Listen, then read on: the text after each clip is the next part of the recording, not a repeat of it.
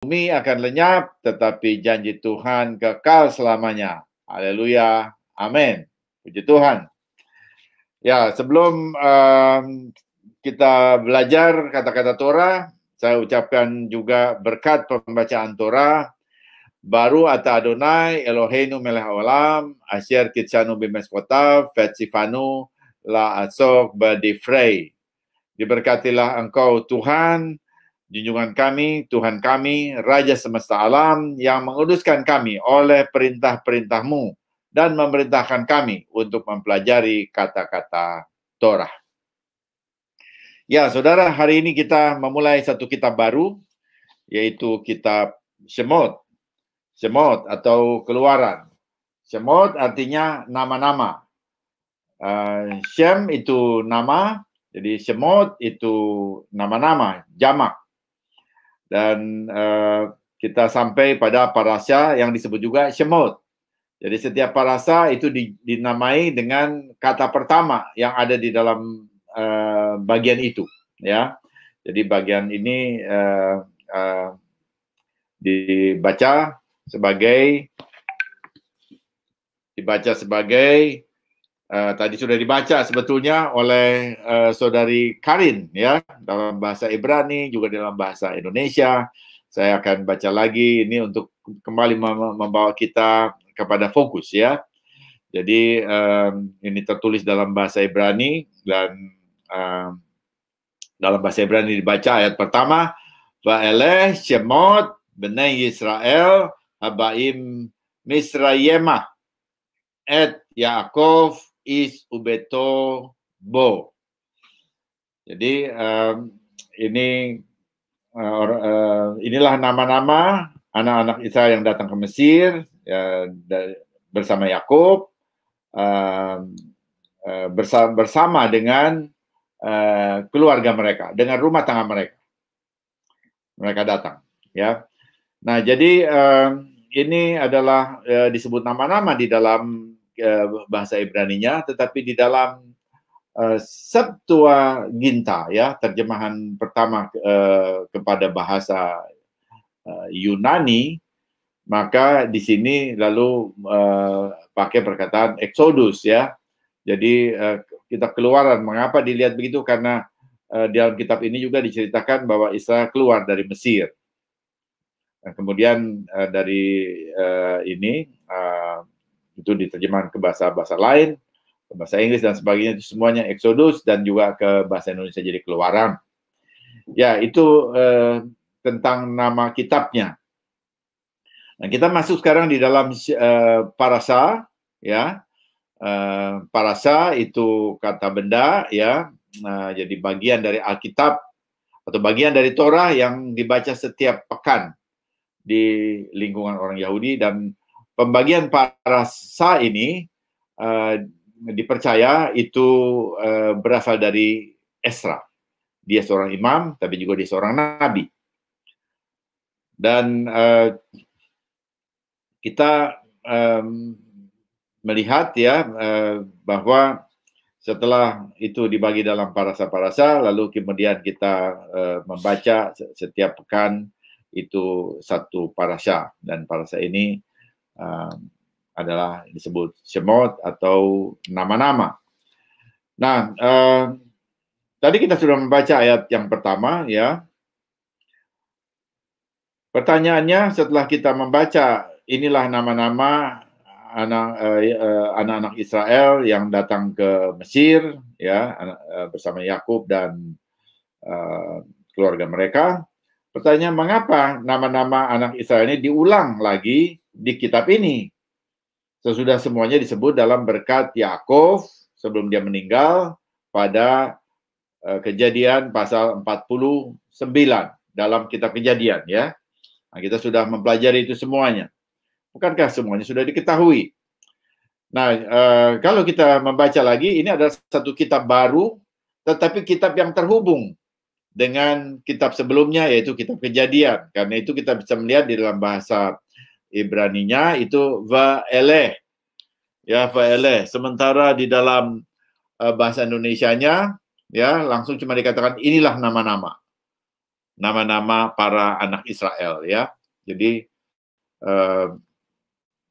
merupakan satu pendahuluan atau ungkapan yang seakan-akan tidak ada hubungannya dengan sebelumnya, begitu ya. Langsung ini berdiri sendiri. Tapi sebetulnya tidak, dalam bahasa Ibrani ini adalah sambungan, kitab sambungan, sequel.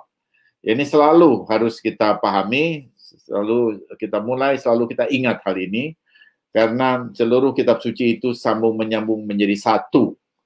Ya, bukan saja Kepulauan Indonesia, tetapi seluruh kitab suci ini, khususnya Torah, itu sambung menyambung menjadi satu.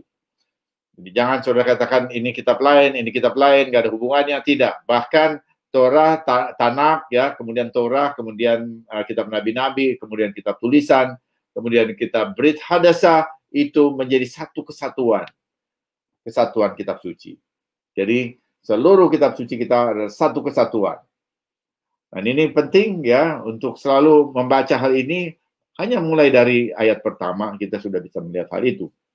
Nah, sekarang mengapa nama-nama ini kemudian ditulis lagi? Tadi dibacakan oleh Karin ya, itu nama-namanya lagi. Ada 12 nama ya, anak-anak laki-laki dari Yakub. Nah, jadi kita bisa menduga ya, kita mengatakan oh ini adalah satu tahap baru. Satu babak baru dalam kehidupan anak-anak Israel sesudah Yakub meninggal. Oke, itu satu hal yang betul ya, bahwa ini kitab ini menceritakan satu babak baru. Yakub sudah meninggal, bahkan Yosef sudah meninggal, dan juga kemudian juga ada beberapa mereka juga saudara-saudaranya juga akan meninggal. Tapi kemudian ya itu satu aspek. Tetapi kemudian apa lagi gitu ya? Bukan hanya itu. Ternyata ini di dalam literatur Yahudi yang disebut Midrash Rabbah, itu nama-nama anak Israel ini berhubungan dengan penebusan atau geulah yang dialami oleh keturunan mereka. Ya. Jadi ini ada satu aspek yang biasanya kita bangsa-bangsa kita tidak akan berpikir seperti itu, dan mereka berpikir bahwa ini berhubungan dengan geulah. Geulah itu penebusan yang akan dialami oleh keturunan mereka, karena mereka yang ada di Mesir, kemudian nanti kita membaca dalam kitab ini diperbudak, kemudian mereka harus dibebaskan dari perbudakan, dan itu adalah penebusan. Nah, jadi dalam kitab Keluaran ini kita memang membaca kisah penebusan bangsa Israel dari perbudakan di Mesir. Dan ini lalu mempunyai arti rohani, bukan hanya sesuatu yang ini sejarah masa lalu. Tidak, saudara. Ini dia adalah kitab suci. Kitab suci itu selalu mempunyai makna rohani bagi kita yang hidup bahkan di abad 21. Jadi penebusan itu juga sedang kita alami, dan kita akan alami lagi. Jadi ini selalu relevan dengan kehidupan kita. Kapanpun kita baca kitab suci atau kitab Keluaran, walaupun ini terjadi kira-kira 1300 tahun sebelum Masehi secara sejarah, tetapi ini tetap relevan dengan kehidupan kita. Dan kalau kita juga membaca Injil, bahwa Injil juga adalah satu buku yang menyatakan penebusan umat manusia, maka kita lihat bahwa apa yang diceritakan di dalam Injil sudah didahului oleh kitab Keluaran. Jadi kalau begitu, kalau kita katakan bahwa Injil adalah satu kitab penebusan, sementara Keluaran juga bicara penebusan, maka kita bisa mengambil satu kesimpulan bahwa kitab Keluaran itu juga adalah Injil. Kitab Keluaran itu Injil, kabar baik tentang penebusan umat Tuhan. Dan bahkan penebusan kita itu memakai pola yang ada di dalam kitab Keluaran. Ya, oke ya. Jadi ini satu buku yang penting, yang perlu kita pahami, ya, perlu kita ikuti, walaupun kita sudah tahu, tapi waktu kita jalani lagi ternyata itu tetap mempunyai hubungan dengan kehidupan kita saat ini yang kita jalani. Nah, ada 12 anak Israel, ya. Israel itu namanya Yakub, tetapi kemudian Israel juga sejak akhir dari kitab Kejadian itu sudah disebut sebagai bangsa. Ya, jadi tadinya nama Yakub satu orang, sekarang menjadi nama 12 suku, kemudian menjadi bangsa. Dan kita lihat proses pembentukan bangsa ini terlihat jelas di dalam kitab Keluaran juga. 12 nama anak-anak Israel itu adalah, kita lihat ya, Ruben yang pertama. Ruben itu datang dari perkataan ra'ah, melihat. Ben itu anak, ya. Jadi kata yang selalu dipakai untuk mewakili Ruben itu adalah melihat, ra'ah. Ini merujuk bahwa Tuhan melihat penderitaan anak-anak Israel. Ya, jadi kita coba lihat, tadi saya katakan bahwa setiap nama itu mempunyai aspek di dalam penebusan Israel. Nah, yang pertama Ruben menunjukkan bahwa Tuhan melihat penderitaan anak-anak Israel. Itu artinya nama ini berhubungan dengan penebusan.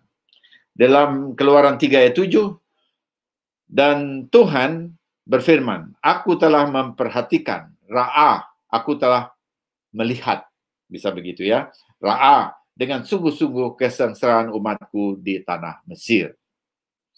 Yang kedua, Simeon. Simeon atau dari Simon ya, tetapi juga itu dari Shema. Shema artinya mendengar. Ini merujuk bahwa Tuhan mendengar. Keluaran 2 ayat 24, Elohim mendengar mereka mengerang. Lalu ia mengingat kepada perjanjiannya dengan Abraham, Ishak, dan Yakub. Nah, kita lihat di sini, saudara, bahwa Israel mengerang dan Tuhan mendengar. Tadi yang Ruben itu Tuhan melihat. Ya, dia melihat. Bukannya dia tidak melihat, dia tahu. Tapi kemudian dia mendengar lagi erangan dari umatnya. Dan waktu dia mendengar erangannya atau keluh kesahnya, maka dia mengingat akan perjanjiannya dengan Abraham, Ishak, dan Yakub. Nah, ini mengajar, dua nama ini saja mengajar sesuatu kepada kita, bahwa Tuhan melihat saudara. Tuhan melihat keadaan saudara dan saya. Dia tidak menutup mata terhadap segala peristiwa, segala keadaan yang saudara alami. Ya, tetapi itu belum cukup waktu dia melihat saja. Dia ingin dengar suara saudara. Dia ingin mendengar doa saudara dan saya. Dan karena itu kita perlu berdoa. Bukan mengeluh. Berdoa dengan mengeluh itu lain. Saudara bisa mengeluh, saudara bisa menganalisa, ya, saudara bisa melakukan apa saja, tetapi itu bukan doa. Doa adalah sikap hati, bahwa hati kita datang kepada yang maha tinggi. Hati kita datang kepada yang lebih kuasa, yang lebih besar dari kita. Dan kita mengajukan permohonan. Kita mengungkapkan keadaan kita. Dan di sini kita lihat, ya, sama seperti kepada Israel, Tuhan mendengar, dia juga mendengar saudara dan saya pada saat ini. Kemudian yang ketiga, Levi. Levi, ya. Levi itu dari Yilafeh. Ya, disebut nama Levi, tapi dia perkataannya itu Yilafeh. Yilafeh itu bergabung. Jadi Tuhan bergabung dengan penderitaan umatnya. Nah, ini digambarkan dengan penampakan api yang menyala di tengah-tengah semak duri yang dilihat oleh Mose. Jadi Tuhan melihat bahwa umatnya ada di dalam semak duri, ada duri yang menyakiti umatnya. Lalu dia dalam bentuk api, ya, dia hadir di sana. Dia hadir bersama saudara dan saya. Dalam penderitaan, dalam apapun, mungkin aniaya atau apapun juga yang dialami oleh umatnya, Tuhan hadir bersama kita. Nah, itu Levi. Jadi kita tahu bahwa Tuhan beserta dengan kita dalam keadaan apapun kita berada. Lalu ada ungkapan Immanuel, Ya, bukan saja dalam keadaan senang, bukan saja waktu merayakan Yesus lahir atau Yeshua lahir, ya, biasanya karena Immanuel itu baru muncul di dekat-dekat perayaan kelahiran Yeshua. Kapanpun, ya, dia beserta dengan umatnya. Yang keempat itu Yehuda. Yehuda itu dari Ode. Ode itu syukur, ya. Kemudian Yaldah juga bisa diambil dari akar katanya dari Yaldah, itu artinya pujian atau praise. Jadi di sini kita bisa melihat dari nama ini bahwa Israel akan bersyukur dan memuji Tuhan untuk kelepasan mereka dari Mesir. Waktu kita datang kelepasan, kita perlu bersyukur kepada Tuhan. Ini mengajar sesuatu, ya, bahwa ini juga mengajar kehidupan kita, bahwa waktu kita mendapatkan kelegaan dari Tuhan, kelepasan dari Tuhan, jalan keluar dari Tuhan, pertama bersyukur kepada Tuhan, ya, dan memuji Tuhan. Dan bukan sudah lalu lupa Tuhan lagi, begitu, ya. Waktu susah ingat Tuhan, tapi waktu diberkati lalu lupa Tuhan. Nah, bukan caranya begitu. Nah, ini semua ini adalah proses penebusan. Kita juga ada dalam penebusan itu. Jadi salah kalau saudara mengatakan bahwa oh, aku udah ditebus, udah beres sama penebusan, nggak ada urusan lagi sama penebusan. Tidak, saudara. Kita memang sudah ditebus.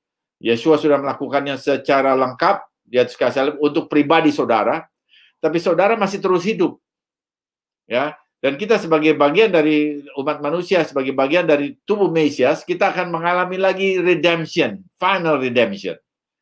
Jadi kita masih dalam proses itu juga.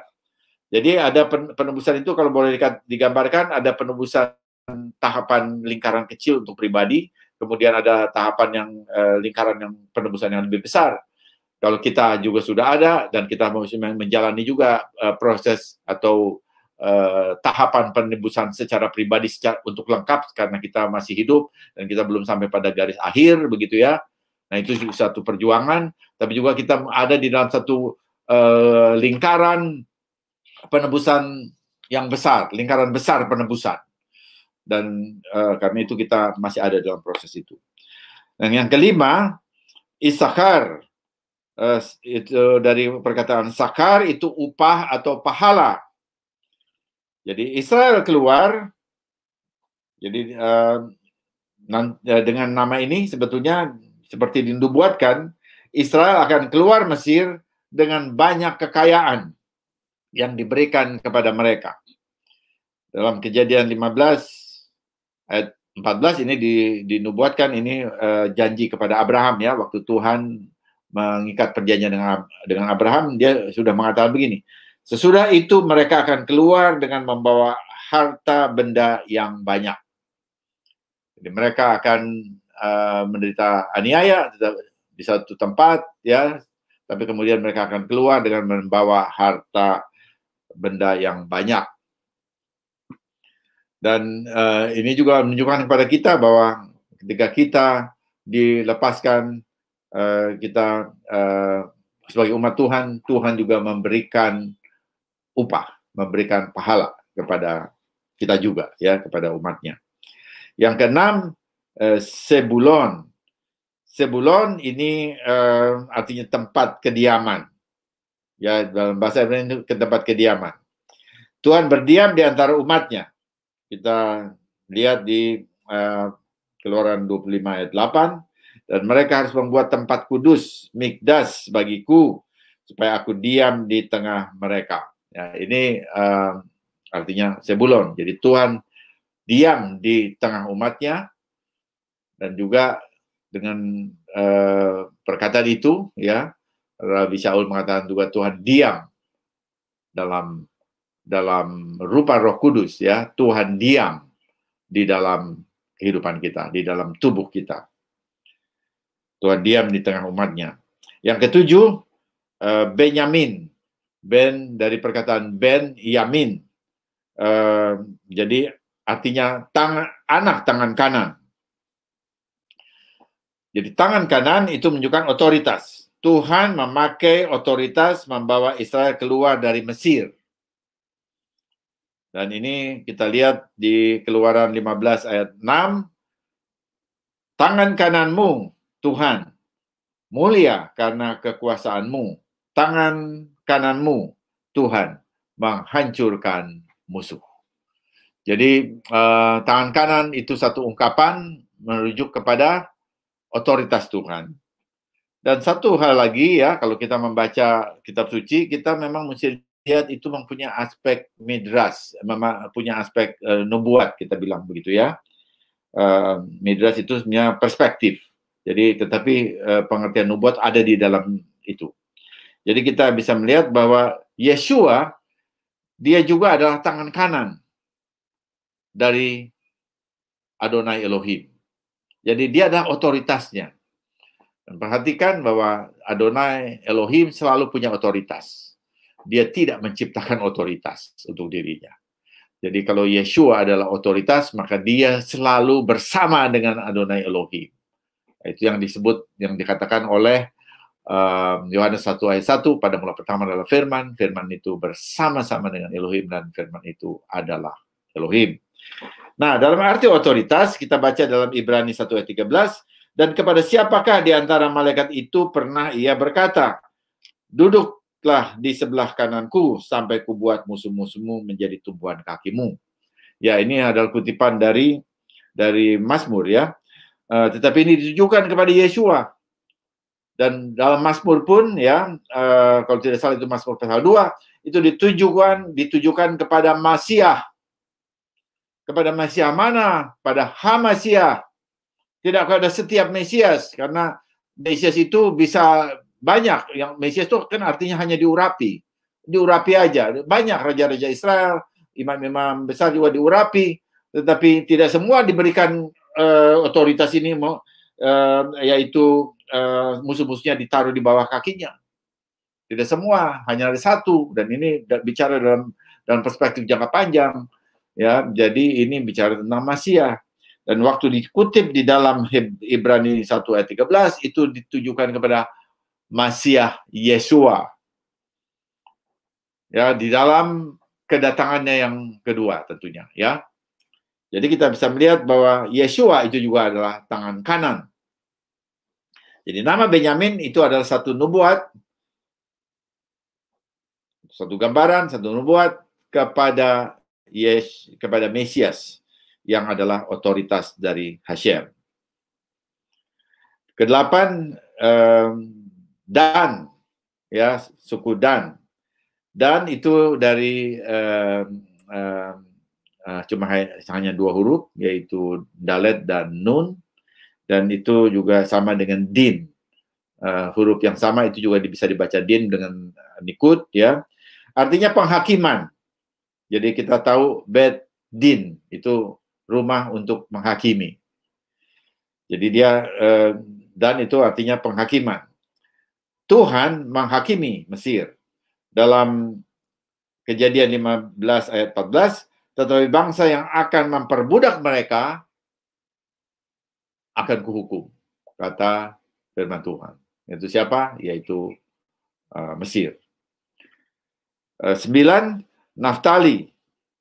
Nofet, ya, Naftali dari Nofet. Ada dua kata sebetulnya, ini bisa dilihat ada 2 akar, tapi saya ini mengambil yang dihubungkan dengan penebusan, yaitu Nofet. Naftali itu dari Nofet, artinya sarang lebah madu.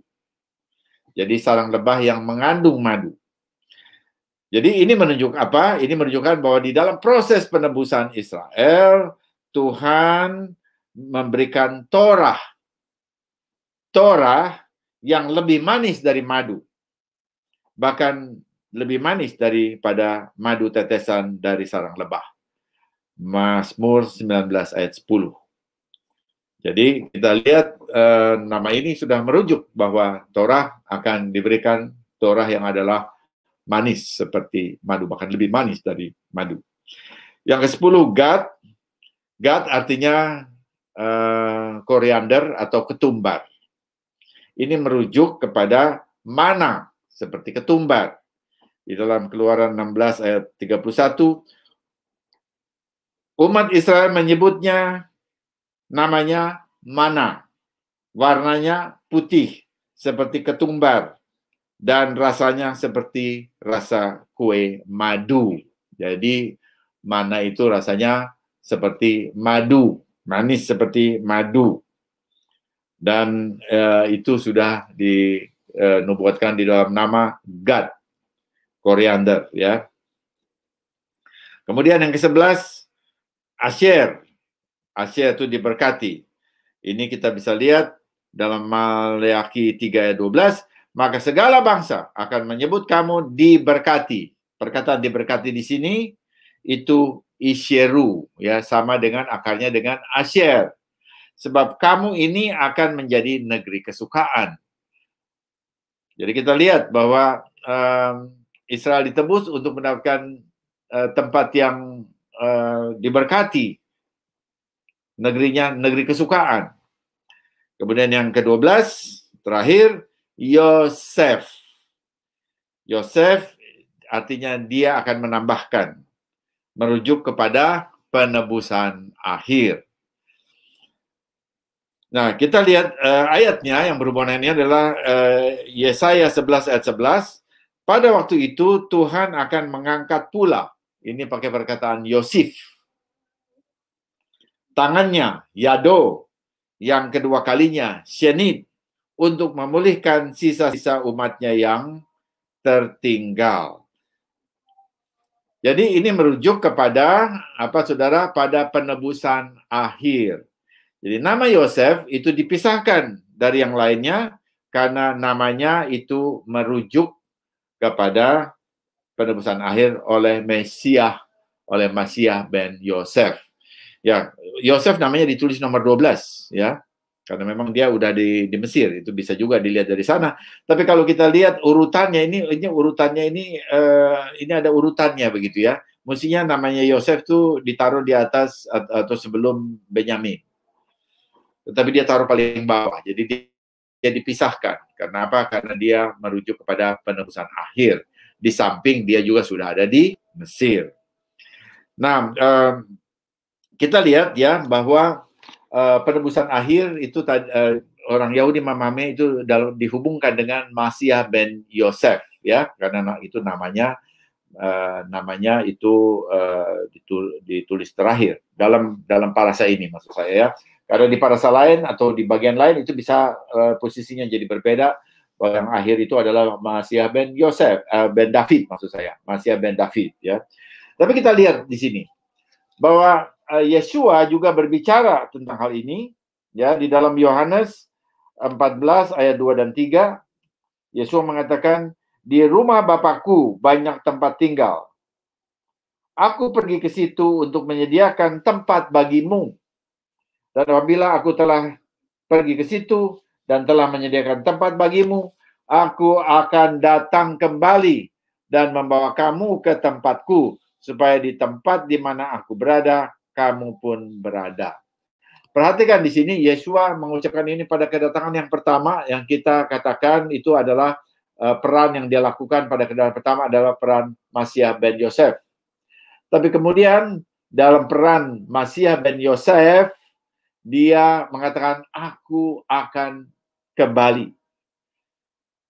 Untuk apa? Untuk menjemput umatnya, untuk dibawa, untuk bersama-sama dengan dia ke rumah Bapa. Jadi ini dalam jangka panjang, ya. Jadi kita bisa lihat bahwa Masiah ben Yosef akan datang kembali. Nah, tetapi kemudian di dalam nubuat-nubuat yang lain kita mengatakan bahwa waktu Mesias datang kembali, dia akan datang sebagai raja yang berkuasa, sebagai pemerintah yang perkasa, dan itu disebut Masiah ben David. Tetapi di sini, di dalam ayat ini, Masiah ben Yosef mengatakan dia akan datang kembali. Lalu bagaimana? Nah, dari sini kita bisa menyimpulkan, ya, bahwa yang disebut dengan Masiah ben David itu adalah juga Masiah ben Yosef. Ya, dan ini confirm oleh seorang Rabi Yahudi Hasidim, ya. Dia soal ini yang diwawancari oleh Rabbi Isaac Sapira. Dia lalu membuat dia memberikan dalam wawancara itu bahwa Masiah ben Yosef dan Masiah ben David itu nesamanya sama. Nesama itu jiwanya atau rohnya, begitu ya. Jadi nesamanya ada tingkatan-tingkatan itu di dalam pemahaman orang Yahudi tentang jiwa. Nah, itu nesamanya sama. Jadi dan itu cocok dengan apa yang dikatakan oleh Yesua ini di dalam ayat Yohanes 14 ayat 2 dan 3 bahwa dia bicara sebagai Masiah ben Yosef, dia akan datang kedua kalinya, tapi pada waktu dia datang kedua kalinya dia disebut Masiah ben David. Tetapi siapa dia ben David? Sama juga dia juga. Ya, dia juga yang akan datang. Jadi kita bisa melihat ya bahwa Injil itu luar biasa. Injil luar biasa. Ada banyak orang yang tidak paham yang seperti ini. Karena itu dia berani menyangkali Yesua. Itu sangat berbahaya. Dan saya katakan saudara berpikir 1000 kali untuk itu. Sampaikan kepada mereka semua ya bahwa Masiah ben David yang mereka tunggu itu adalah Masiah ben Yosef. Nesamanya sama ya. Nah, oke, itu bagian yang pertama, saudara. Sekarang saya masuk ke dalam bagian yang kedua ya. Sesuai dengan judulnya, ini saya memberi judul ini parasa ini ya, khotbah parasa Shemot, ini saya kasih judul Mose, gambaran Masiah. Jadi Mose itu gambaran Masiah. Dan ini bagian yang kedua ini akan membahas hal itu. Jadi Tuhan mempersiapkan penebus.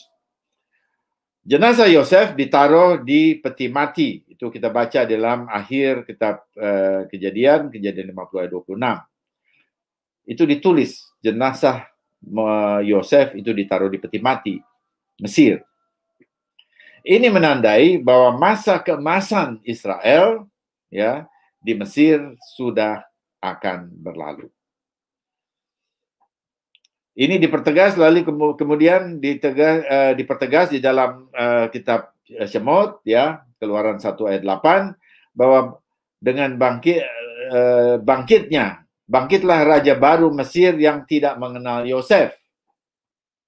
Jadi kita bisa lihat di sini bahwa masa keemasan itu ya itu sudah berlalu. Masa sulit bagi Israel sudah membayang. Dengan semua catatan ini. Nah, secara politis, Firaun baru yang tadi dikatakan raja baru yang tidak mengenal Yosef itu memandang Israel sebagai ancaman. Mengapa? Karena jumlah mereka makin lama makin banyak dan dikatakan bahwa jumlahnya bisa melebihi bangsa Mesir. Dan saya tidak tahu apakah ini betul dalam arti demikian ya, atau ini adalah satu penggelembungan jumlah hanya untuk menyangatkan, menunjukkan bahwa ini bangsa Israel itu sebagai ancaman. Apakah hanya dalam mungkin beberapa puluh tahun ya, mungkin beberapa puluh tahun bahwa jumlahnya bisa lebih dari bangsa Mesir. Saya orang dari 70 orang. Saya merasa ini penggelembungan. Jadi menunjukkan bahwa dia takut begitu ya. Apakah itu ada datanya? Misalnya di sensus, sepertinya juga tidak ya.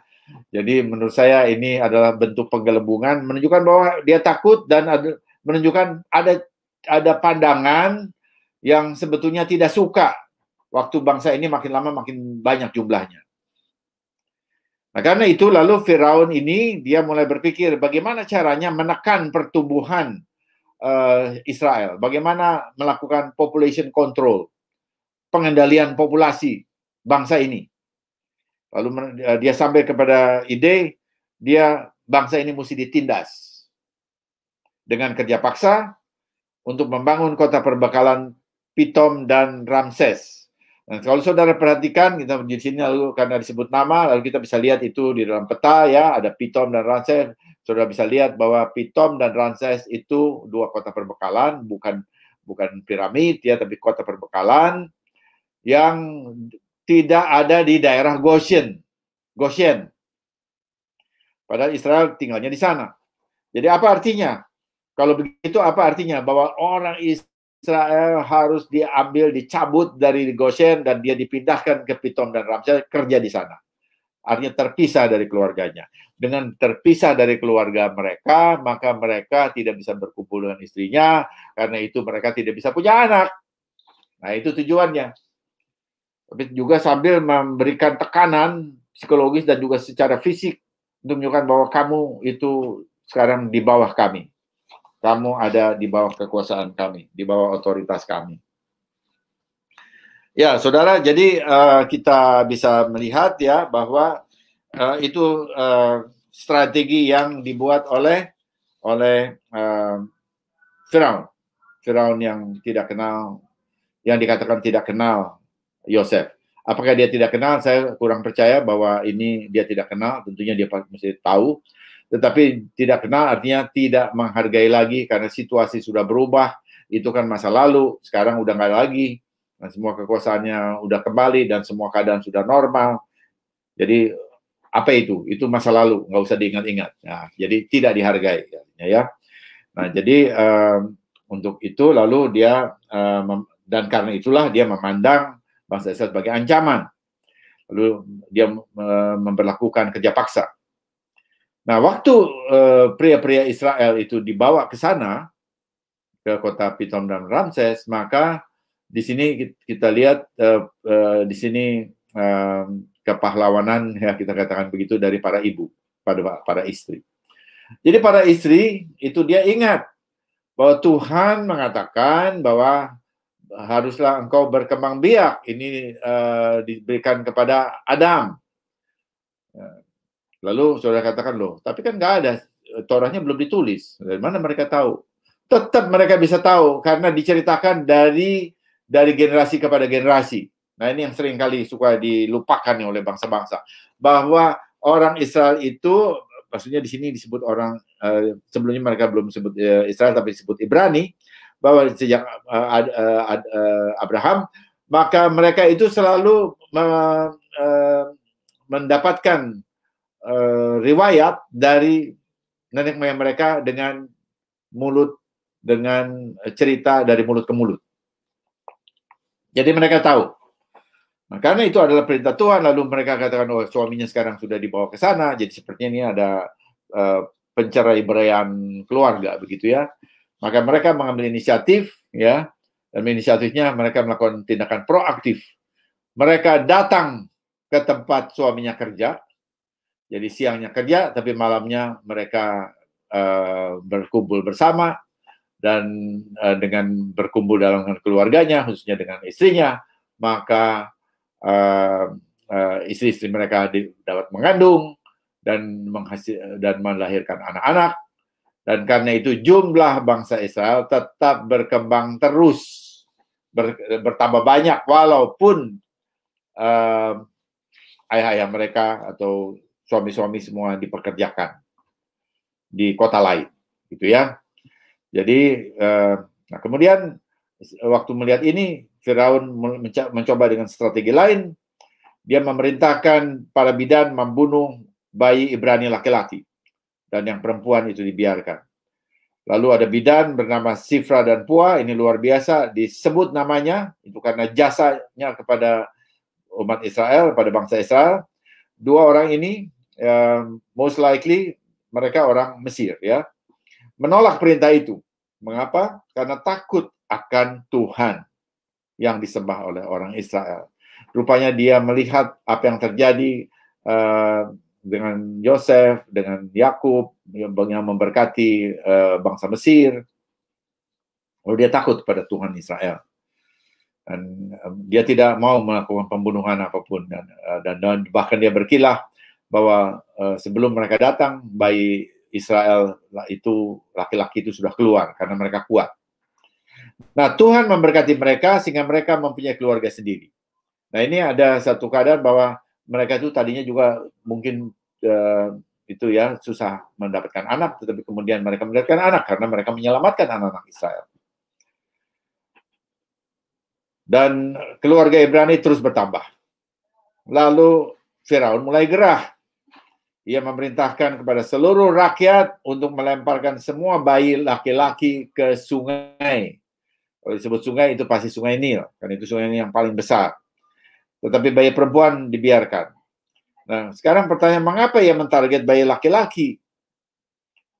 Nah, kita bisa berpikir bahwa dengan bayi laki-laki itu lalu orang laki-laki ini, Ibrani laki-laki akan bisa berpikir loyal kepada bangsanya dan kemudian tidak loyal kepada Mesir. Bisa begitu ya. Oke, itu satu pemikiran. Tetapi dalam literatur Yahudi ada komentar, ya, ada komentar dalam literatur Yahudi bahwa Firaun itu punya banyak peramal. Ini bangsa yang menyembah dewa-dewa yang banyak sekali, politeis. Jadi sama seperti juga di zaman Nimrod, ya, zaman Tera, bapaknya Abraham, mereka punya banyak ahli nujum, ahli peramal. Di Mesir juga banyak yang seperti itu. Nah, peramal Mesir itu lalu melaporkan bahwa mereka melihat ada pemimpin pria dari bangsa Ibrani, ada laki-laki Ibrani yang bangkit melawan Firaun dan membawa bangsanya meninggalkan Mesir. Ya, jadi melawan Firaun dan membawa bangsanya meninggalkan Mesir. Waktu Firaun mendengar itu, dia menjadi terkejut dan kemudian dia merasa bahwa kalau begitu, ya, aku harus mengantisipasi, aku harus proaktif membunuh semua anak laki-laki Israel. Bayi-bayi laki Israel harus dibunuh. Sedangkan bayi perempuan bisa dimesirkan, ya, bisa dijadikan orang Mesir melalui pendidikan dan perkawinan. Nah, karena itu lalu dia mentarget bayi laki-laki, ya, untuk dibunuh. Kalau kita lihat ini, kemudian itu juga sama dengan apa yang dialami oleh Herodes. Waktu Herodes mendengar orang Magos itu, orang Majus itu mengatakan bahwa di sini ada bintang yang menyatakan ada raja Yahudi. Lalu dia mulai cari-cari tahu, tanya-tanya ini dan itu secara pribadi. Dan kemudian yang kapan itu munculnya, lalu dia perkirakan 2 tahun. Kalau gitu dia bunuh semua anak-anak di bawah 2 tahun untuk menghabisi calon raja itu. Nah, ini kan persis sama seperti yang dilakukan oleh Firaun. Nah, kemudian kita lihat karena ada larangan seperti itu, kita lihat ya, ini mempengaruhi, berdampak, kebijakan ini berdampak kepada semua laki-laki Israel, suami-suami. Ada seorang pria dari keluarga Levi mengambil Lakah, seorang istri putri Levi. Seorang istri putri Levi. Kalau itu di ayat 2 ayat 1, pasal 2 ayat 1, seorang laki-laki dari keluarga Levi kawin dengan seorang perempuan Levi. Kalau itu terjemahannya begitu. Tetapi apa yang tadi saya katakan, dia mengambil seorang istri putri Levi. Putri Levi, ya. Nah, siapa dia? Dia adalah Amram, seorang pria yang berpengaruh di generasinya. Jadi waktu dia mendengar Firaun yang jahat itu memutuskan setiap anak yang lahir harus kamu buang ke Mesir, ke sungai, lalu dia berkata, ini adalah upaya tanpa hasil. Kalau mempunyai istri, tetapi kemudian anaknya dibunuh, dilempar ke sungai Nil. Lalu untuk apa kalau gitu punya istri? Nah, gitu pikirannya. Lalu dia pergi menceraikan istrinya. Ya, ini ada di dalam Midrash Rabbah, ya. Dia menceraikan istrinya. Lalu waktu orang Israel yang lain melihat itu, maka dia juga ikut menceraikan istrinya. Lalu waktu dia sudah punya anak sebetulnya, ya. Jadi dia punya anak, yang satu yang perempuan namanya Miriam, yang kedua adalah Aharon. Ini namanya Amram dari suku Lewi. Lalu Miriam itu diskusi dengan bapaknya. Ayah, keputusanmu lebih keras daripada keputusan Firaun. Firaun memutuskan hanya terhadap anak laki-laki. engkau telah memutuskan menolak baik pria maupun wanita. Firaun hanya memutuskan tentang dunia ini, engkau telah membuat keputusan tentang dunia ini dan dunia yang akan datang. Dalam hal Firaun yang jahat, ada keraguan apakah keputusannya akan berhasil atau tidak. Dalam keputusanmu, itu pasti akan terjadi.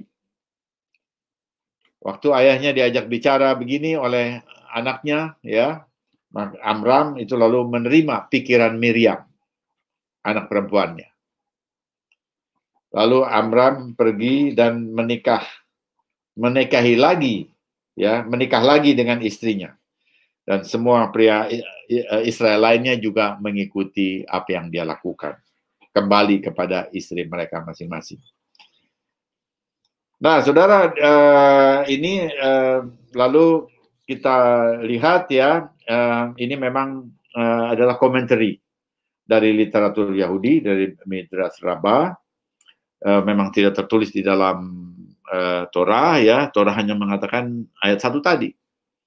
Dan kemudian ayat 2 lalu mengandunglah ia dan melahirkan seorang anak laki-laki. Tapi komentari literatur Yahudi mengatakan demikian. Dan saya merasa bahwa komentari ini memakai aspek budaya, memperhatikan budaya sejarah saat itu dan juga budaya. Jadi ini bisa memberikan keterangan tambahan yang bersifat komentari, ya, komentari.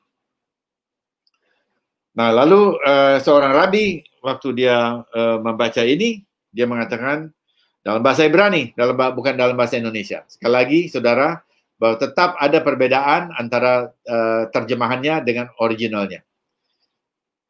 Dan dalam bahasa Ibrani itu rabi ini membaca dan ia mengambil istri. Seharusnya dikatakan dan dia mengambil kembali. Ya, dia mengambil kembali atau menikah kembali, mengambil istri atau mengambil kembali. Jadi ada mengambil kembali karena tadinya dia sudah menikah, kemudian menikah lagi, tentunya dia mesti menikah kembali. Lalu kata Rabi Yehuda ben Zevina, dia bertindak seolah-olah itu adalah pernikahan pertama. Dia mendudukannya dengan tanduk. Aaron dan Miriam menari di depannya. Dan para malaikat yang melayani menyatakan seorang ibu yang penuh sukacita dari anak-anak. Ya, jadi waktu dia menikah ulang itu sudah ada anak-anak. Tetapi catatan Torah mengatakan bahwa dia menikah dan perkataan tadi adalah tadi itu lakah, ya, itu seakan-akan itu adalah satu pernikahan baru. Dan kemudian dari mana juga dikatakan bahwa itu pernikahan baru begitu ya? Nah ini dalam bahasa Ibrani tadi putri Levi itu disebut Bat Levi, Bat Levi. Nah ini nggak diterjemahkan ke dalam bahasa Indonesia. Ya di sini dikatakan bahwa tadi ayat 1 perempuan Levi aja. Di sini dikatakan Bat Levi, ya kita tahu juga Bat Sion, putri-putri Sion. Itu ya putri-putri Sion itu umumnya putri-putri Sion itu kalau dikatakan putri-putri Sion itu adalah gadis-gadis ya yang belum menikah ya umumnya demikian ya tetapi ini lalu kemudian perkataan Bat Levi itu lalu kemudian bisa memunculkan tafsir dan saya ingin mengatakan itu bahwa ini bisa memunculkan tafsir possibility-nya ada kalau mau ditafsir demikian. Nah, tapi kemudian di dalam Talmud Sota 12a dikatakan mengapa ya disebut putri Levi, Bat Levi? Dia berumur tidak muda lagi katanya. Tetapi tanda-tanda kemudaan terlahir kembali dalam dirinya. Sota 12a. Nah, jadi kita bisa melihat di sini ada satu indikasi ya bahwa ada sesuatu yang luar biasa waktu Amram mengambil kembali Yochebed sebagai istrinya, ada sesuatu yang luar biasa. Sekarang Keluaran 2 ayat 2, kita baca, Lalu mengandunglah ia dan melahirkan seorang anak laki-laki. Ketika dilihatnya bahwa anak itu cantik, Tov, disembunyikannya 3 bulan lamanya. Jadi anak itu baik, Tov. Talmud memberi catatan, ketika Mose lahir, seluruh rumahnya dipenuhi terang, karena ibunya mengatakan dia baik. Dan di tempat lain, Elohim, di tempat lain di dalam Torah tertulis, ya, Elohim melihat terang itu baik. Kejadian 1 ayat 4. Ini tertulis dalam Talmud Sota 12a. Jadi keadaan waktu Mose lahir dan dia dikatakan Tov itu dipahami sebagai satu keadaan dia wajahnya bersinar dan ada terang di rumahnya, ya. Dan situasi ini, saudara, perhatikan, itu sama dengan situasi ketika Yeshua lahir di Bethlehem. Ada bintang, ya, bintang Bethlehem yang ada di atasnya, dan sehingga itu terang, menerangi rumah tempat Yeshua ada. Jadi itu sama. Jadi kita bisa melihat, ya, sekarang bahwa kelahiran Mose itu ada unsur ajaibnya, ada unsur supranaturalnya. Sama juga seperti Yeshua yang lahir juga secara ada unsur supranaturalnya. Bahkan banyak supranaturalnya dalam kelahiran Yeshua. Lalu kemudian ada orang, ya kalau begitu Injil mengikuti Talmud dong. Nah, saya mau tackle ini, kalau ada pikiran seperti itu. Mana yang lebih dulu ditulis? Talmud atau Injil? Ya, ini juga jadi pengetahuan bagi saudara. Ya, sejarah kita katakan bahwa Talmud itu ditulis mulai dari abad 2, ya, sampai abad 4. Jadi kira-kira 200 tahun. Mulai ditulis pada Mishnah, ya, dan kemudian setelah itu Gemara. Ada 2 tahap gitu, ya. Dan kemudian Midrash yang saya pakai untuk jadi semacam komentari begitu, itu ditulis abad 5. Sesudah Talmud selesai baru Midrash. Injil kapan? Semua Injil, 4 Injil itu ditulis oleh murid-murid Yeshua, dan mereka semua mati pada abad pertama. Artinya Injil ditulis abad pertama, Injil ditulis lebih dulu. Injil ditulis lebih dulu. Dan semua catatan tentang tadi Herodes dan Yeshua lahir di Injil Matius, Injil Lukas, bahkan Injil Yohanes, itu semuanya ditulis di abad pertama sebelum Talmud ditulis. Tidak mungkin penulis Injil menyontek dari Talmud. Ya, bahwa apa yang ditulis Talmud itu juga ada di lingkungan masyarakat Yahudi, ya tentu saja ada, ya. Tentu saja itu bisa ada segala sesuatu, tetapi ini juga Yeshua dengan segala kelahirannya itu juga ada di dalam masyarakat Yahudi abad pertama. Nah, sekarang waktu kita membaca Keluaran 2 ayat 2 bahwa dia menyembunyikan, ibunya menyembunyikan anaknya itu 3 bulan, ya, lalu kita biasanya nggak akan bertanya ini. Kita nggak akan bertanya, mengapa dia menyembunyikan 3 bulan? Lalu kita pikir, lalu kita jawab sendiri dalam pikiran waktu saya membaca ini. Saya mau menjawab, oh, mungkin waktu 3 bulan pertama itu dia masih kecil, dia bisa disembunyikan. Padahal, saudara, Firaun memerintahkan pada seluruh rakyatnya, kalau ada bayi Ibrani laki-laki, ambil dia, lempar ke sungai. Dan itu bukan tindakan kriminal. Itu lawful. Itu perintah raja. Ya, jadi kalau dia lihat ada bunyi tangisan bayi, atau dia lihat bahwa Amram itu datang lagi, tadinya nggak pernah ada itu datang, tapi kemudian dia datang lagi, lalu waktu dia datang lagi tentunya pasti akan mempunyai anak, pasti diamati oleh bangsa ini, tetangga atau orang-orang Mesir yang ada juga memperhatikan orang-orang Israel. Jadi sebetulnya bahwa dia terlalu kecil masih bisa disembunyikan itu secara sejarah dan budaya ya dalam situasi yang waktu itu agak riskan, kebenarannya riskan. Ya tentu saja bisa ada kemungkinan, tapi juga bukan kemungkinan yang paling besar, gitu ya. Nah kita bisa lihat ya sekarang bagaimana literatur Yahudi itu mentakal ini 3 bulan.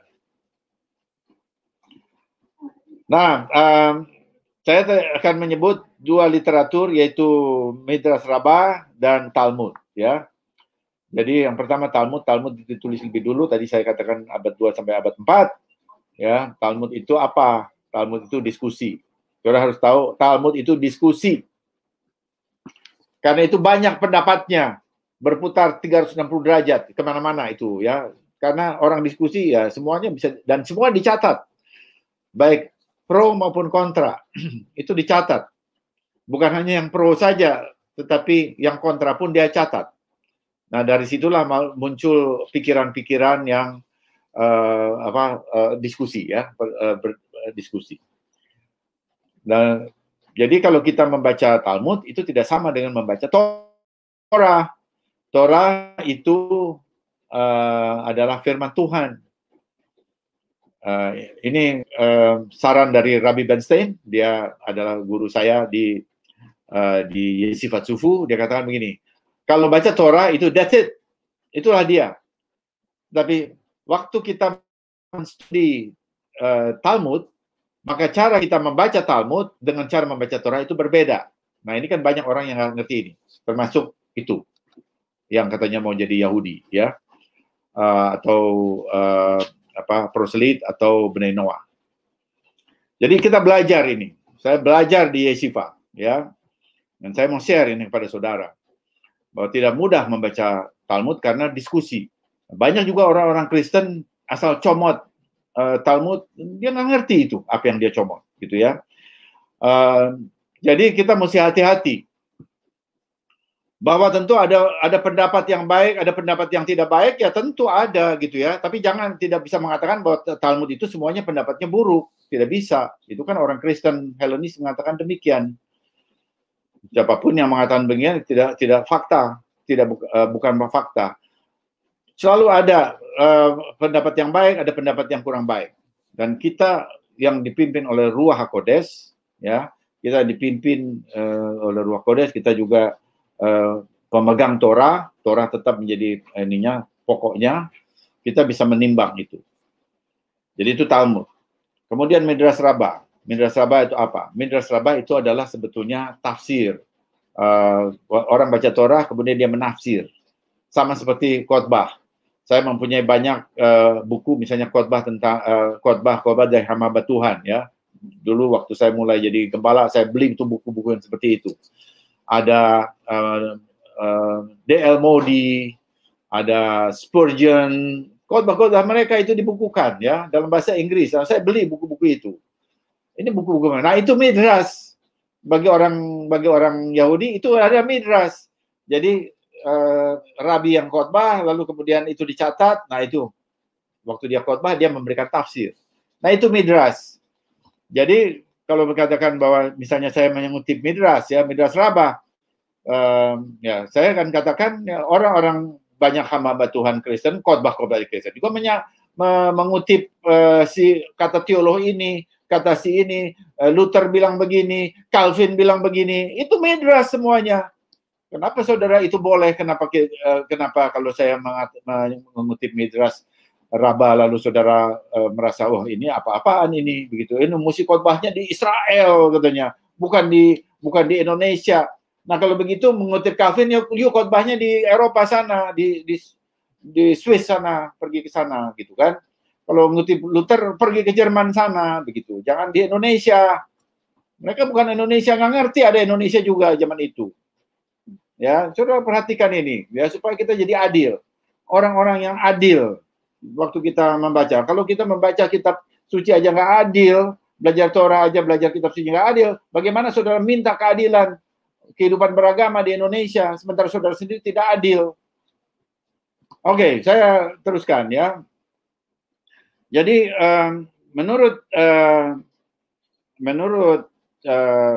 Sota 12a, jadi saudara catat ini, saudara perhatikan bahwa apa yang saya sampaikan di sini tercatat di dalam Talmud. Nah, waktu kita mempelajari Talmud, apa yang pertama kita pelajari? Kita belajar cara berpikir Yahudi. Jadi waktu saya membaca Talmud, memeriksa Talmud dan juga Midrash, maka saya sebetulnya ingin mengetahui bagaimana orang Yahudi berpikir. Bahwa dia juga memerlukan tafsir, dan tafsir itu juga tidak harus historical, kita paham. Karena tafsir itu bisa bersifat alegoris. Saya paham. Tetapi cara berpikirnya kita mau lihat, begitu loh ya. Nah sekarang dikatakan di dalam Sota 12a, Talmud, Amram memisahkan diri dari istrinya dengan menceraikannya karena khawatir bila punya anak, anaknya akan ditenggelamkan. Sota 12a. Sesudah perpisahan yang lama dari Yohebed, Amram hanya datang kembali untuk mendapati istrinya sudah mengandung 3 bulan. Exodus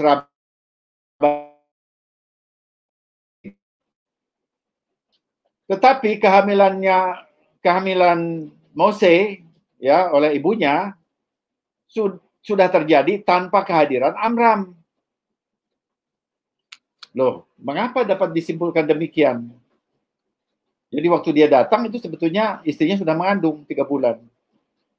Mengapa dapat disimpulkan demikian? Karena Yohebed menyembunyikannya selama 3 bulan. Itu dia jawabannya. Jadi ini komentari terhadap mengapa di dalam Keluaran 2 ayat 2 itu disebutkan dia menyembunyikan 3 bulan. Jadi nggak ada orang yang tahu itu. 3 bulan dia sembunyikan.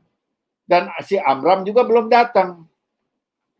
Jadi orang Mesir, karena dia perintahkan oleh Firaun untuk mengamati keluarga-keluarga Yahudi, waktu Amram datang ke rumahnya lagi, ya, lalu dikatakan menikahi Yohebed, walaupun mereka udah punya 2 anak, maka mereka menghitung 9 bulan kemudian ada bayi yang lahir, kita mesti cek laki-laki atau perempuan. Kalau laki-laki kita tenggelamkan ke sungai Nil.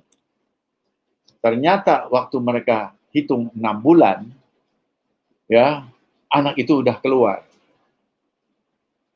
Itu sudah declare, ya.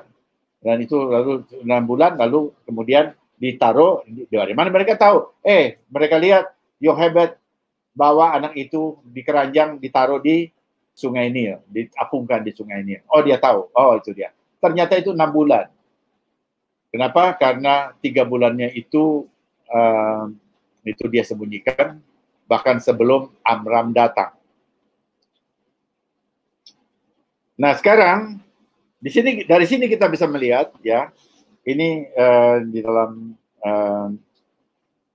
Sota 12a, bahwa Mose dikandung dalam keadaan tanpa hubungan suami dan istri antara Amram dan Yohebed. Dari mana ini? Dari Talmud Bavli Sota 12a. Mengapa saya mau share ini kepada saudara? Saya pernah juga share itu di ibadah di jemaat, ya. Sekarang taruh ini di YouTube. Mengapa saya mau sampaikan begini? Ya, karena ya waktu orang-orang yang menyanjung Judaism dan lalu mau jadi Yahudi begitu, ya, jadi yang namanya proselit dan Bnei Noah membaca Injil, lalu mereka mulai mempertanyakan, kok bisa, katanya, kok bisa dia lahir tanpa hubungan suami dan istri? Kalau gitu dia udah mesti hubungan, diperkosa sama siapa begitu, ya. Itu yang ada. Pantera atau apa disebut. Nah, walaupun di dalam Talmud itu nama itu sebetulnya tidak ada hubungannya dengan Yeshua. Tapi kemudian oleh orang-orang ini, ya, orang-orang sinis abad 21 mengatakan, oh itu kan begini dan begitu. Dasarnya bukan Talmud. Kalau kita melihat ini rinci, nggak begitu, Talmud nggak mengatakan demikian. Tetapi kemudian itu Talmud dipakai untuk menyerang, begitu ya, dipakai. Kalau saya ingin dibohongi pakai Talmud, begitu ya, kalau mau ikuti zaman dulu itu. Nah, kemudian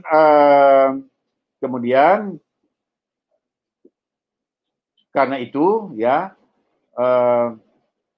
ini cerita tentang itu, tentang bahwa Talmud mengatakan bahwa Mose dikandung tanpa hubungan suami istri, itu lalu kemudian itu diam, tidak diceritakan. Setelah kelahiran Yesua dari perawan, diceritakan itu beredar ya, setelah abad pertama. Nah, kemudian juga bahkan ada seorang ya, namanya David Daube, itu mengatakan bahwa Yesua yang lahir dari perawan itu diilhami dengan kisah Mose. Ya, dia tulis dalam satu buku. Namanya The New Testament and Rabbinic Judaism, page 5-9. Nah, saudara lihat di sini bahwa saya katakan lagi bahwa Talmud itu 200 tahun sesudah Injil ditulis. Injil lebih dulu ditulis. Penting sekali kita tahu kapan kitab suci kita ditulis, ya. Nah, tetapi kemudian bahwa di sini kita bisa melihat bahwa Talmud sendiri setuju, Talmud menerima bahwa kelahiran tanpa hubungan suami istri itu dimungkinkan. Bahkan Mose dikatakan lahir dari lahir dari ibu tanpa hubungan suami dan istri. Nah, kalau Talmud bisa menerima begitu, ya, itu adalah pikiran Yahudi bisa menerima seorang anak lahir tanpa hubungan suami dan istri. Nah, itu poinnya. Perhatikan, itu poinnya.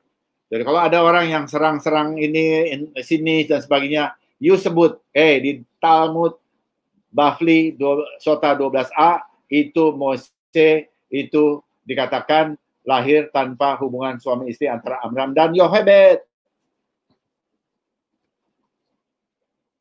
Ya, nah, jadi karena itu, karena dia sudah terjadi demikian, baru kemudian 3 bulan baru si Amram datang, jadi hanya 6 bulan, ya. Dan 6 bulan dia lahir, kemudian pada 3 bulannya itu disembunyikan, lalu kemudian ditaruh di Sungai Nil, keranjang Sungai Nil. Nah, itulah yang kita baca lagi di sana. Jadi kita lihat bahwa ada satu daerah yang harus dijelaskan atau dibantu penjelasannya dengan komentari. Komentari ini sama sekali tidak mengubah apa yang tertulis di dalam Torah. Perhatikan lagi, ini untuk orang-orang yang Kristen yang cuma tahu baca Torah aja. Cuma tahu Torah sebagai buku. Bukan memahami Torah dari aspek budaya dan sejarah. Nah, kita bisa lihat ya, di sana bahwa dengan demikian kita bisa melihat bahwa Talmud itu menceritakan yang demikian. Talmud menceritakan demikian di dalam Sota bahkan ditulis tanda keperawanannya dipulihkan. Itu berbicara tentang Yochebed. Di konstruksi kalimat ini dipahami ya, yang tadi saya katakan bahwa Bat Levi dan juga Lekah tadi itu dipahami sebagai orang yang pertama kali mengambil istri. Nah, sehubungan dengan itu kita bisa melihat ya dalam perspektif lagi bahwa apa yang dialami oleh Mose itu ternyata dialami oleh Mesias. Karena itu di dalam Midrash Rabbinik dan Ruth Rabbah itu ada tulisan ya dalam Ruth Rabbah 5 ayat 6 ya 5 ayat 6, Mesias yang datang akan sama dengan Mesias yang pertama.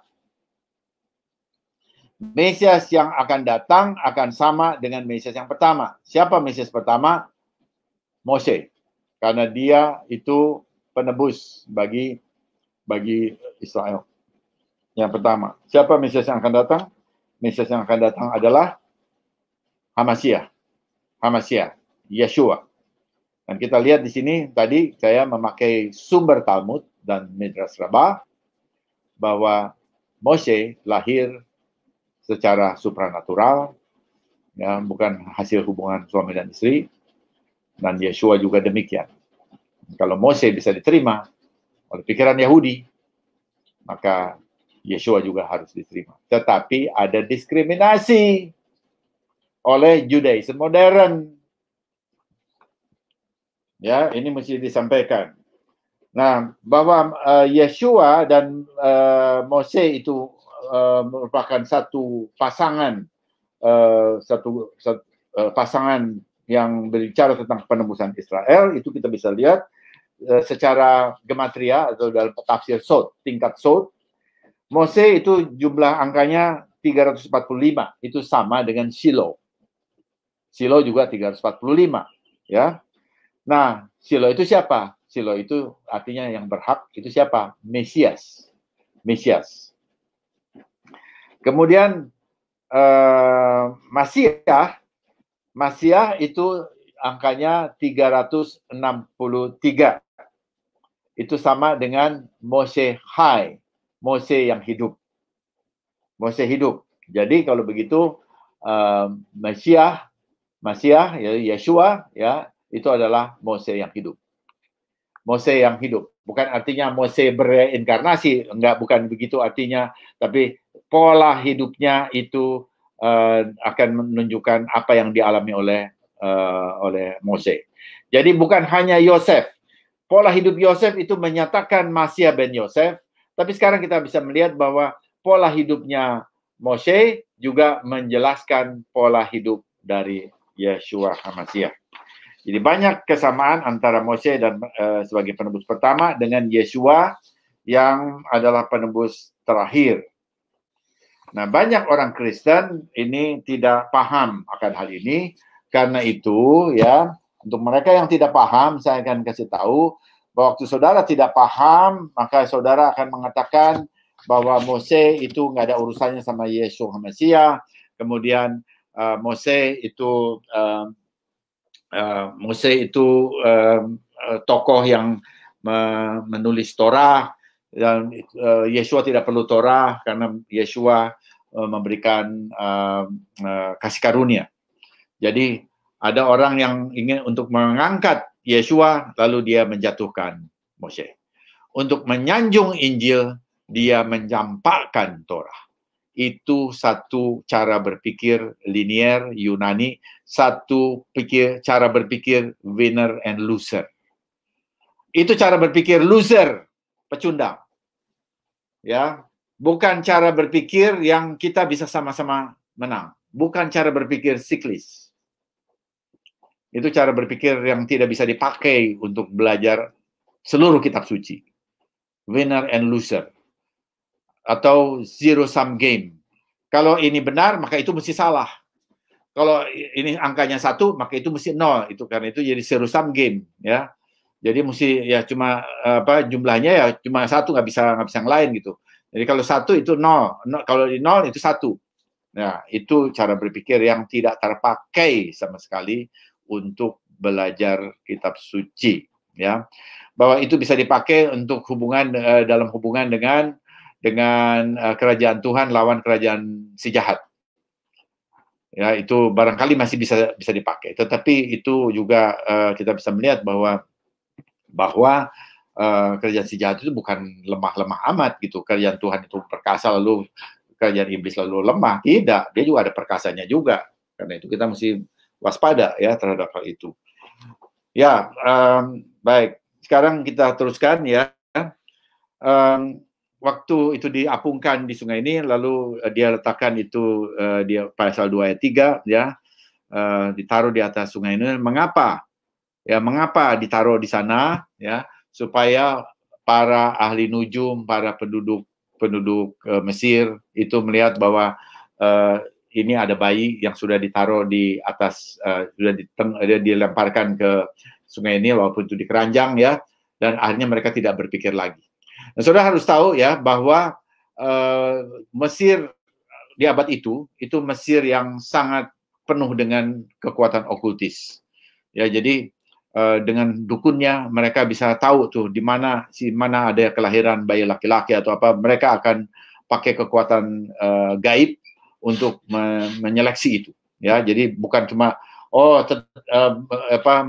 di Mesir itu keluarganya Mose tidak bertetangga sama keluarga lain. Bukan cuma itu, ya. Ada ini ilmu gelap yang dipakai untuk itu. Nah, waktu putri Firaun dia mau dia datang ke Sungai Nil, maka dia melihat keranjang di antara semak-semak. Lalu di ayat 5 itu, 2 ayat 5, dia mengirim pembantunya. Nah, perkataan pembantu di sana itu pakai perkataan amatah, ya, amatah. Amatah. Jadi terjemahan sebagai pembantunya, dayang-dayangnya. Tapi ada interpretasi lain bahwa amata juga berarti lengan yang panjang. Sehingga dengan tafsir ini dari bahasa Ibrani amata, ya, bahwa sebetulnya dia itu mencoba menggapainya. Dia melihat ada keranjang, ya, lalu dia coba menggapainya, ya, dengan tangannya, ya, dan kemudian lalu dipahami, ya, ini juga satu komentari bahwa Tuhan membuat tangannya itu menjadi seperti lebih panjang, ya, untuk menggapai keranjang itu. Sehingga ini lalu dipahami, ya, ada satu pelajaran bahwa ketika seorang ingin berbuat baik, maka Tuhan memampukan dia. Sama seperti Bitia, namanya Bitia atau Batia, ya. Batia, nama dari ini, dikasih nama Ibrani Batia, itu anaknya Firaun, maka dia mau menyelamatkan si Mose. Dia tangan yang kurang panjang, tetapi kemudian tangannya itu bisa diperpanjang oleh Tuhan. Sama seperti itu juga, seorang yang ingin berbuat baik, maka Tuhan akan buka jalan. Kalau jalannya tertutup, Tuhan buka jalan karena ada dorongan, ada niat hati, ada kasih yang ingin melakukan perbuatan baik. Maka itu jadi sesuatu yang luar biasa. Nah, kita lihat itu ada di sini, ya. Nah, itu juga dari komentari Talmud, ya. Kemudian juga kita lihat bahwa Tuhan menghargai putri Firaun, Betia atau Batia, ya, ejaannya. Itu Tuhan memakai nama yang diberikan oleh putri Firaun itu kepada bayi itu yang namanya Moshe. Ya, kita baca dalam bahasa Ibrani itu Moshe. Apakah itu dia menyebutnya Moshe atau Musa, saya kurang tahu, ya. Kita bisa cek itu sebetulnya dalam bahasa Mesir itu apa disebutnya, Moshe atau Musa. Kalaupun mungkin Musa maka atau Moshe, ya, kita mesti cek lagi. Nama itu dipakai oleh Tuhan, bahkan Tuhan memanggil anak itu waktu dia melayani itu dengan Moshe. Dalam bahasa tertulis dalam Torah itu dengan Moshe. Jadi nama yang diberikan oleh putri Firaun kepada bayi itu, kepada bayinya Yochebed, yang kita bilang itu adalah Moshe atau Musa, ya. Itu namanya mereka. Jadi artinya Tuhan menghargai pilihan nama dari seorang anak Firaun, putri Firaun yang mempunyai hati yang begitu baik, yang mau berpihak kepada umat Tuhan. Dan akhirnya dia menikah dengan salah satu orang dari suku Yehuda, dan itu disebut, ya, di dalam kitab kira-kira di kitab nabi-nabi, ya. Baik, nah kemudian ada lagi, saya masih kasih ini lagi kisah lagi, ya. Nah, tadi kita sudah mendengar bahwa Firaun menetapkan bayi laki-laki harus dibunuh semuanya, itu tidak lepas dari saran para peramal ahli nujum Mesir. Nah, sekarang anaknya menyelamatkan satu bayi laki-laki Israel, dan kemudian itu dipelihara bahkan di istana Firaun. Lalu apa yang terjadi? Apakah kalau kemudian nggak ada apa-apanya? Kok nggak konsisten, ya? Nah, seperti hal-hal seperti ini dipikirkan nih oleh para rabi dalam literatur Yahudi. Dalam Midrash Rabbah misalnya, ya. Lalu Mose itu bertambah besar dan waktu dia kanak-kanak, mungkin sekitar 2-3 tahun begitu. Lalu Firaun meminta dari anaknya itu Mose, dan dia mau memangkunya. Lalu Mose dipangku oleh Firaun antara umur 2-3 tahun. Tiba-tiba Mose kecil ini dia menjangkau mahkota yang ada di Firaun, yang dipakai oleh Firaun, mau dikenakan ke kepalanya, ya. Dia mau ambil begitu dan mau dikenakan ke kepalanya. Dan waktu Mose melakukan itu dilihat oleh para peramal Mesir. Lalu para peramal Mesir ini lalu mereka punya kepekaan. Nah, kepekaan itu lalu kemudian dia katakan, Firaun, ini tanda yang tidak baik. Ini tanda yang tidak baik. Kamu harus melakukan sesuatu. Lalu kemudian dites, lalu minta sarannya para peramal. Lalu peramal bilang begini, hadapkan kepada Mose bara api. Dihadapkan kepada bayi ini bara api. Lihat apa yang dia lakukan. Kalau dia menghindar dari bara api itu, artinya dia secara sadar dia mau mengambil mahkota dari Firaun. Itu dia secara sadar, dan kalau itu dia lakukan secara sadar, dia harus dihukum mati. Harus dibunuh. Tapi kalau dia ambil bara api itu, maka artinya dia nggak ngerti. Ini anak-anak ini. Nakalnya anak-anak. Ya, gitu ya. Lalu dihadapkan, ternyata apa yang dilakukan oleh Mose? Mose ambil bara api, bukan hanya dia ambil, tapi dia masukin ke mulutnya. Gitu ya. Waktu para peramal Mesir melihat itu, lalu, ini kenakalan anak-anak ini. Gitu ya. Karena dia nggak ngerti bahaya. Nah, jadi dari situlah maka Mose tetap bisa dibesarkan di istana Firaun tanpa curiga, karena inilah kenakalan anak-anak begitu ya. Nah, tapi ada juga komentar yang lain.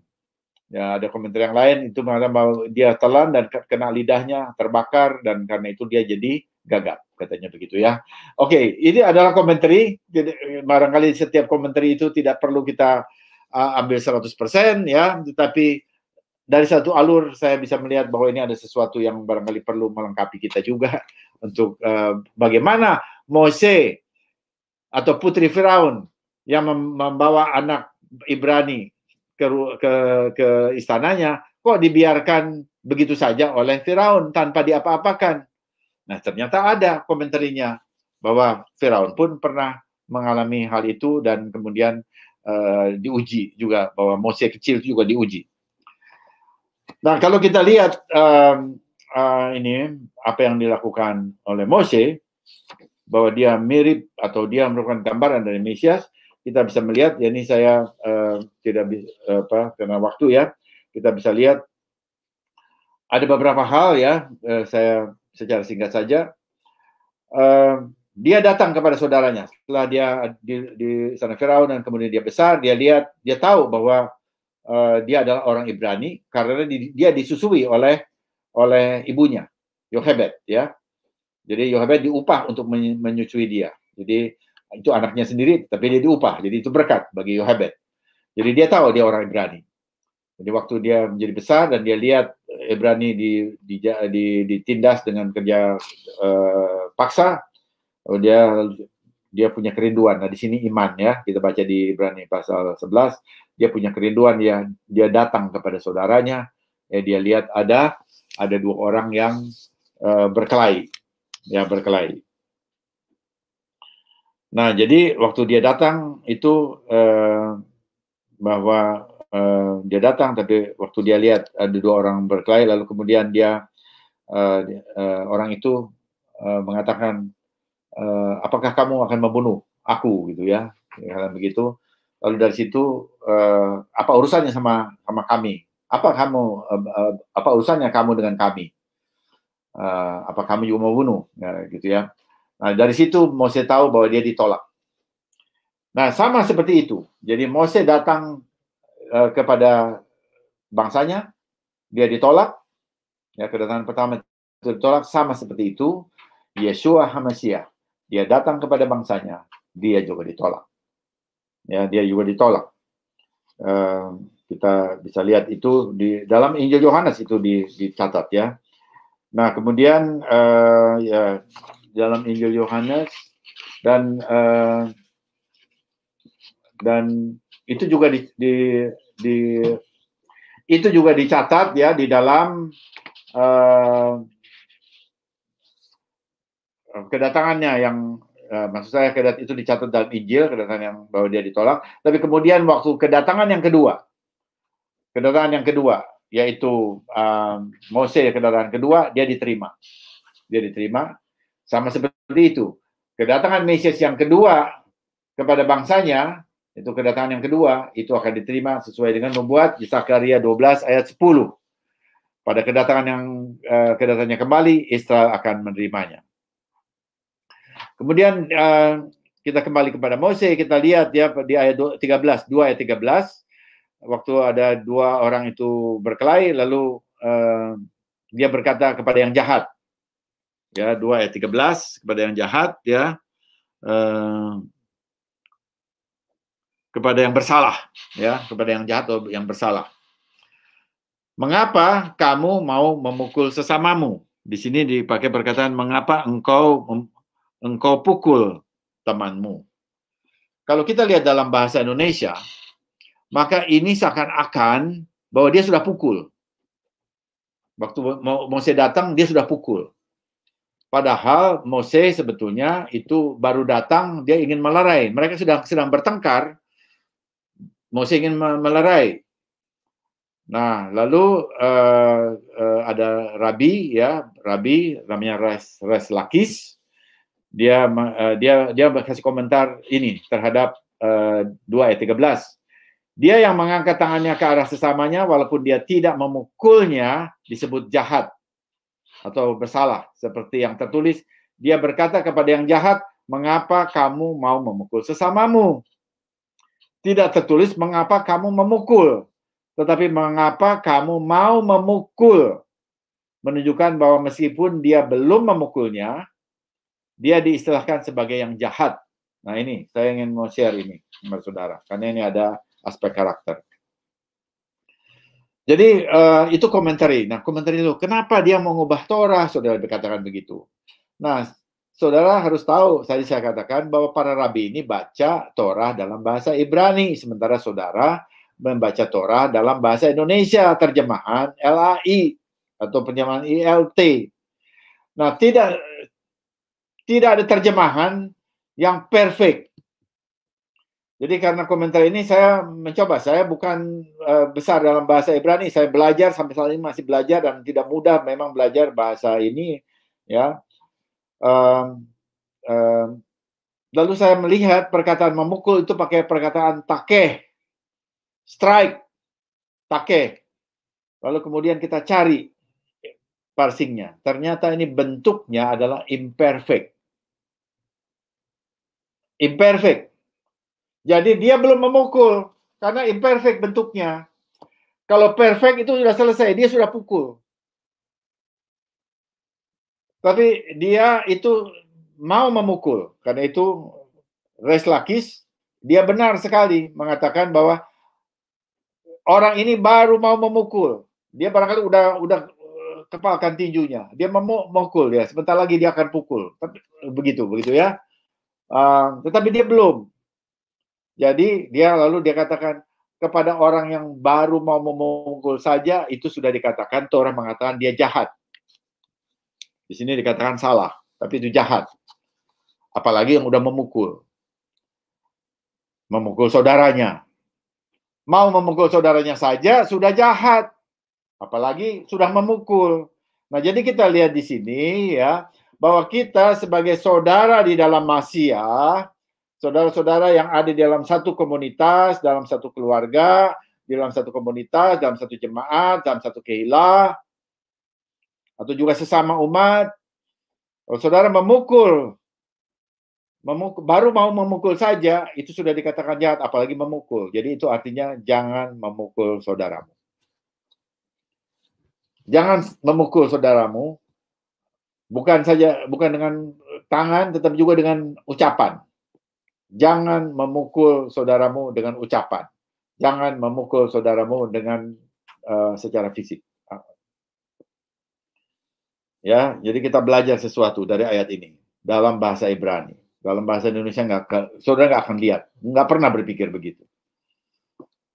Nah, kemudian setelah dia ditolak, dia pergi lari ke Midian, dan di situ ada imam, ya, ada imam namanya Jitro, dan imam itu dia penyembah berhala, ya, imam Midian, dia tidak menyembah Tuhan yang benar, penyembah berhala.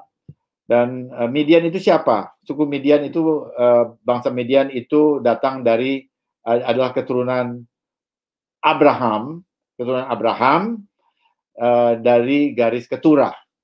Jadi anaknya Keturah. Sudah bisa lihat itu ya di Kejadian 25 ayat 4. Jadi dia keturunannya Keturah. Nah, walaupun dia anak Abraham, perhatikan, mereka tidak menyembah, akhirnya keturunan mereka tidak menyembah Tuhannya Abraham. Kalau keturahnya betul menyembah Tuhannya Abraham. Tapi anak-anaknya nggak bisa dijamin. Sama, Ismail juga menyembahnya Tuhan Abraham, Ishak, dan Yakub. Sama. Ya, tetapi keturunannya tidak bisa dijamin. Tidak bisa dijamin. Ya. Kalau Ismailnya sendiri pribadi bisa, tetapi keturunannya tidak bisa dijamin. Juga dengan demikian kita bisa melihat ternyata keturunan Midian juga itu penyembah berhala. Dan tetapi pada satu saat dia merasa bahwa ada ketidakbenaran. Nah, ini komentari Midrash ya. Ada ketidakbenaran, lalu dia memanggil orang-orang sekotanya, dia katakan, aku tidak mau lagi jadi imam. Dan lalu dia melambangkan lambang imamatnya, lalu orang-orang di sukunya dia itu mengucilkan dia, dan karena dia dikucilkan, maka dia tidak mau dibantu. Nggak ada orang satupun yang mau jadi gembala untuk dirinya, diupah jadi gembala untuk mengangon kambing dombanya, tidak. Karena itu harus anak-anaknya sendiri yang melakukannya. Anak-anaknya itu ada 7 perempuan semua. Mereka lah yang menggembalakan. Lalu Mose bertemu dengan mereka, ya, dan kemudian akhirnya dia dibawa ke rumah Yitro, dan kemudian dia dinikahkan dengan seorang anaknya yang bernama Sipora, ya. Nah, kemudian kita lihat ya itu bahwa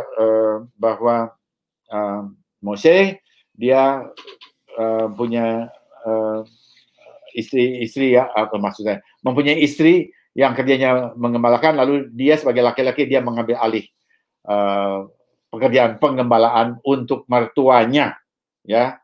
Nah, jadi dia disebut sebagai seorang gembala. Dia juga menggembalakan. Mose itu menggembalakan. Di 3 ayat 1, Mose sedang mengembalakan domba. Ya, jadi Mose mengembalakan domba, itu domba miliknya Yitro. Nah, pekerjaan gembala ini perlu kita lihat. Pekerjaan gembala itu adalah satu pekerjaan yang memperhatikan kehidupan. Itu memang ngurusin binatang, tapi mengurusi binatang itu ngurusi kehidupan. Karena binatang itu hidup, ya, pohon juga hidup sebetulnya, tetapi pohon kan tidak bernafas. Jadi lebih rumit jadi gembala daripada petani. Karena setiap saat dia harus ke sana, ya, harus memperhatikan. Jadi kehidupan domba-dombanya itu harus jadi perhatiannya dari hari ke hari, dari jam ke jam bahkan, ya. Dan gembala itu harus membela domba-dombanya karena domba-domba itu diancam oleh serigala, oleh binatang buas. Jadi dengan perkataan lain, gembala itu dia adalah satu orang yang pro kehidupan. Dia memang harus fokus, ya, harus memperhatikan, dan dia juga ya dihadapkan kepada musuh-musuh atau serigala, binatang-binatang buas, dia harus menjadi juru selamat dari domba-dombanya. Di dalam bahasa Ibrani dia harus jadi Mosiah dari domba-dombanya. Jadi gembala itu Mosiah. Ya, gembala di Israel waktu itu adalah Mosiah, seperti David. Dia Mosiah. Dia juru selamat bagi domba-dombanya. Itulah pekerjaan dari gembala. Dan karena itu waktu Mose disebut gembala, dia mengelola domba-dombanya, maka ini merefleksikan sesuatu terhadap Mesias. Dan Yeshua juga itu adalah gembala. Yeshua adalah gembala. Yeshua adalah gembala, ya. Jadi dia mengatakan bahwa gembala yang baik, ya, ini saya kutip Yohanes 10 ayat 11 dan 12. Akulah gembala yang baik memberikan nyawanya bagi domba-dombanya, sedangkan seorang upahan yang bukan gembala dan bukan pemilik domba-domba itu sendiri, ketika melihat serigala datang, meninggalkan domba-domba itu lalu lari, sehingga serigala itu menerkam dan mencerai-beraikan domba-domba itu. Kita lihat di sini bahwa Yeshua dengan ajarannya, dengan semua yang dia katakan, dia adalah gembala bagi Israel. Tidak sama dengan semua pemimpin-pemimpin Israel Yudayoi yang semuanya adalah pemimpin politik yang mencari keuntungan dengan posisi. Yeshua memberikan nyawanya bagi domba-dombanya, dan Mose merefleksikan bahwa Mesias yang akan datang adalah gembala Israel. Ya, saudara, jadi kita bisa melihat di sana ya bahwa Mose itu merayakan, maksud saya menjadi gembala itu mencerminkan apa yang dilakukan oleh Yeshua. Dan kemudian Mose itu datang ya ke Horeb. Saudara bisa lihat di sana, Mose datang ke Horeb. Horeb itu gunung Tuhan, 3 ayat 1, dia datang ke Horeb. Dan Horeb itu punya beberapa nama. Itu disebut gunung Tuhan, Har Elohim, kemudian juga disebut Har Bashan, kemudian juga disebut Mountain of Peaks bahasa Inggrisnya ya. Apa itu yang peaks itu apa? Puncak gunung punya yang puncak, kemudian disebut gunung Horeb dan juga gunung Sinai. Sinai dan Horeb itu sama, jadi banyak namanya. Nah, ini barangkali perlu kita juga tahu barangkali sebagai pengetahuan geografi ya. Nah, lalu waktu dia datang ke sana, lalu malaikat Tuhan di situ ya disebut malaikat Tuhan itu menampakkan diri kepadanya dalam rupa api yang menyala di semak duri tetapi tidak terbakar. Mengapa di semak berduri? Kenapa bukan pohon lain? Kan dia bisa pilih pohon lain, tetapi mengapa pohon semak berduri atau semak berduri? Ya, karena ini menyatakan semak duri itu menyatakan dia mencocok, menusuk, dan itu menunjukkan bahwa satu penderitaan yang dialami oleh Israel. Tapi Tuhan hadir di sana. Tuhan hadir di sana. Dan tetapi kemudian api itu tidak menghabisi Israel yang digambarkan sebagai pohon yang sedang dalam keadaan penuh berduri itu. Pohon itu tidak habis, tapi Tuhan menyertai di sana, tetapi pohon itu tidak habis.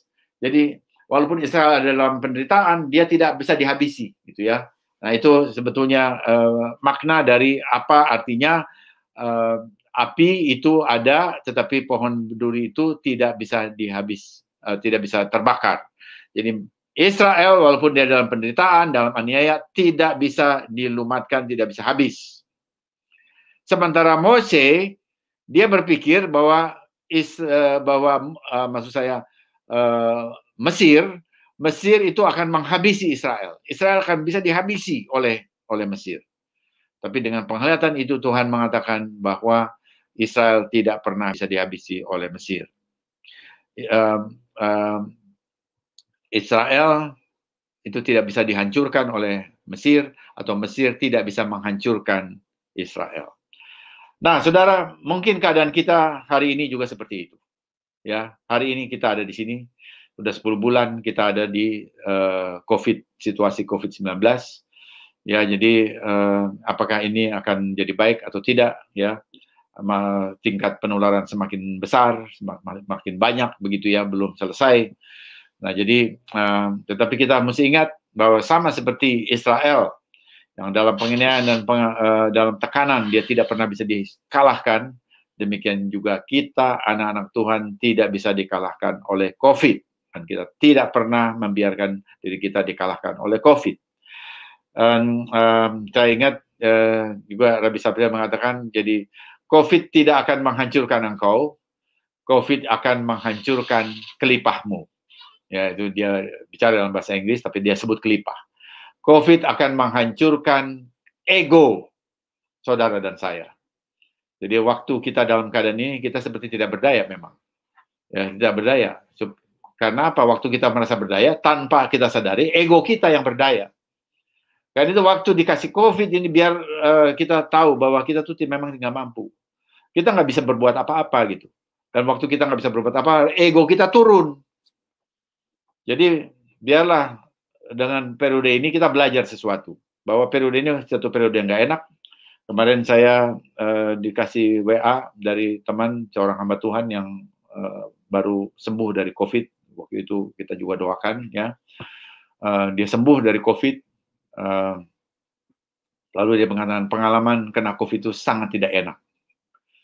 Dia itu dia demam, kemudian obat demamnya dikasih apa? Dia kan belum dapat vaksin.